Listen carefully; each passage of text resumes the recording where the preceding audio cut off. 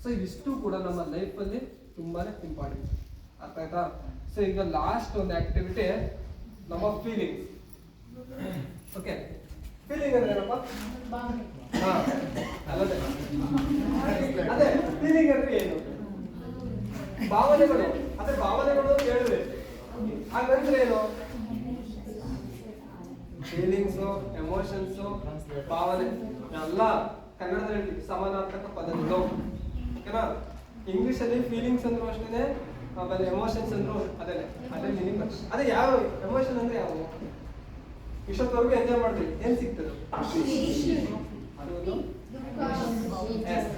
ದುಃಖ, ಮತ್ತೆ ಲವ್, ಹೌದಾ? ಇಷ್ಟಪಡುವಂಥದ್ದು, ಡಿಸ್ಲೈಕ್ ಮಾಡುವಂಥದ್ದು, ಇವೆಲ್ಲ ಇದೆಯಲ್ವಾ? ಇವೆಲ್ಲ ನಮ್ಮ ಎಮೋಷನ್. ಜೊತೆಗೆ ನಾನು ಇದೇ ರೀತಿ ಗೋಲ್ ಅನ್ನುವಂಥದ್ದನ್ನ ಅಚೀವ್ ಮಾಡ್ತೀನಿ ಅನ್ನುವಂತಹ ಡ್ರೀಮ್ ಅನ್ನು ಇಟ್ಕೊಂಡಿರೋವಂಥದ್ದು. ಮತ್ತೆ ನಮ್ಗೆ ತುಂಬಾನೇ ಕೋಪ ಬರುತ್ತೆ. ಯಾರು ಮಾತಾಡ್ತಾರೆ ಕಣೋ? ನಮ್ಮ ಗೋಲ್ ಅನ್ನ ರೀಚ್ ಮಾಡ್ಬೇಕಾದ್ರೆ ಇಟ್ಕೊಳ್ಳುವಂತಹ ಕಾನ್ಸೆಪ್ಟ್ ಆಗಿರ್ಬೋದು. ನಮ್ಮ ಪೇರೆಂಟ್ಸ್ ಅನ್ನ ಇದೇ ರೀತಿ ಖುಷಿಯಾಗಿ ನೋಡ್ಕೊಳ್ತೀನಿ ಲೈಫ್ ಲಾಂಗ್ ಅನ್ನುವಂತಹ ಕಾನ್ಸೆಪ್ಟ್ ಅನ್ನು ಇಟ್ಕೊಂಡಿರುವಂಥದ್ದು. ನಮಗೆ ತುಂಬಾ ಕೋಪ, ಅದನ್ನ ಕಂಟ್ರೋಲ್ ಮಾಡುವಂತಹ ಹೇಮನ್ನು ಇಟ್ಕೊಳ್ಳುವಂಥದ್ದು, ಕೋಪ ಆಗಿರ್ಬೋದು. ಇವೆಲ್ಲ ಏನಂತ ಕರಿತೀವಿ? ಇವೆಲ್ಲ ಫೀಲಿಂಗ್ಸ್, ಭಾವನೆಗಳು. ಅರ್ಥ ಆಯ್ತಾ? ಸೊ ಈ ಭಾವನೆಗಳನ್ನ ಯಾವ ರೀತಿ ಬ್ಯಾಲೆನ್ಸ್ ಮಾಡ್ಬೇಕು ನಾವು?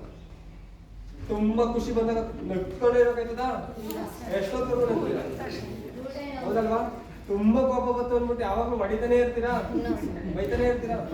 ಅಲ್ಲೂ ಕೂಡ ಬ್ಯಾಲೆನ್ಸ್ ಆಗ್ಲೇಬೇಕು. ಬ್ಯಾಲೆನ್ಸ್ ಆಗಿಲ್ಲ ಅಂದ್ರೆ ಅವರು ಮೆಂಟಲಿ ಶಾಕ್ ಅಂತ, ಮೀನ್ಸ್ ಹುಚ್ಚರು ಅಂತ. ಅರ್ಥ ಆಯ್ತಾ? ಎಲ್ಲರೂ ಕೂಡ ಫೀಲಿಂಗ್ಸ್ ಅನ್ನುವಂಥದ್ದು ಬ್ಯಾಲೆನ್ಸ್ ಆಗ್ಬೇಕು. ಅದು ಯಾವ ರೀತಿ ನಮ್ಮ ಲೈಫಲ್ಲಿ ಆಟ ಆಡ್ತದೆ ಅನ್ನುವಂಥದ್ದನ್ನ ಇದೊಂದು ಜಸ್ಟ್ ಆಕ್ಟಿವಿಟಿ. ಈಗ ಎಲ್ಲರಿಗೂ ಒಂದೊಂದು ಬಲೂನ್ ಕೊಡ್ತೀವಿ.